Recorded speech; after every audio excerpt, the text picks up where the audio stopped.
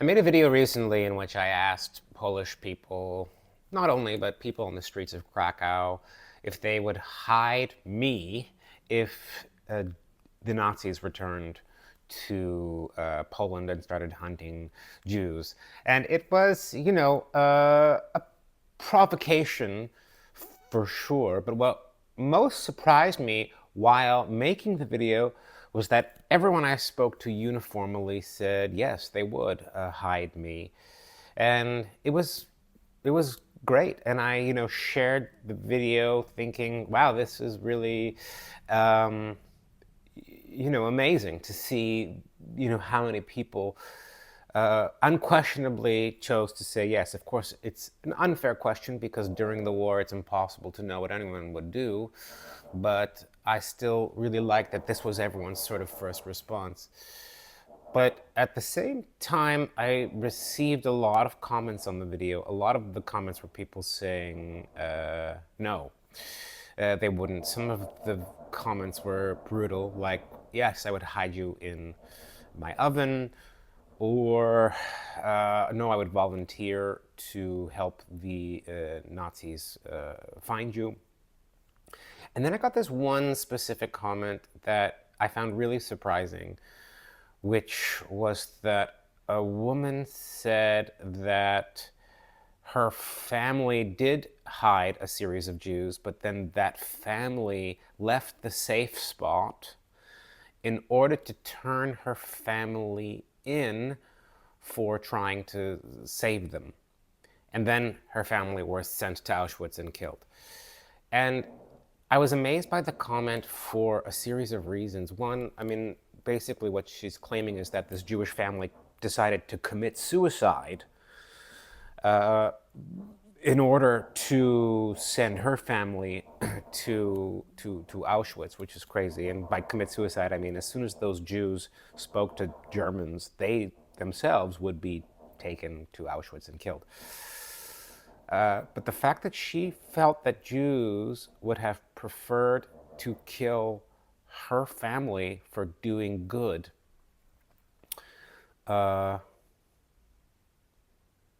over saving their own lives made me feel really sad that she believed that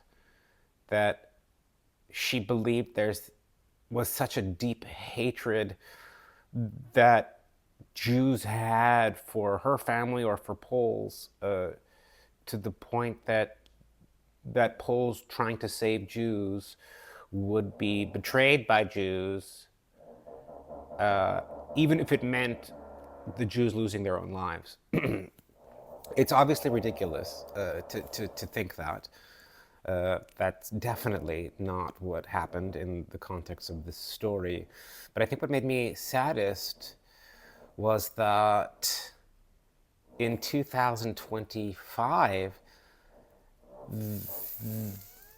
there's this belief that Polish people have, that Jews hated Polish people, and there's this belief on the other side that Jewish people have, that Poles hated Jews. There's such a kind of black and white psychological reality that some people have about the Polish Jewish narrative, and it completely erases the reality, which is that Poles and Jews went to school together. They were friends. They did business together. They lived amongst each other. Of course, there would have been stereotypes and I don't want to say racial, but like a national divide where, like, oh, all the Poles are like this, or all the Jews are like this. The reality is that this was a country that functioned because of the relationships that Poles and Jews had together. And of course, Jews were Poles. The Jews living here were Polish.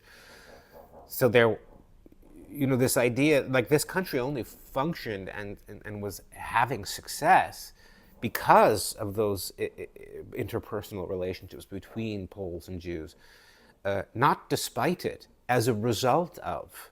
This country was doing well, particularly in those interwar periods, because of the relationships between Poles and Jews.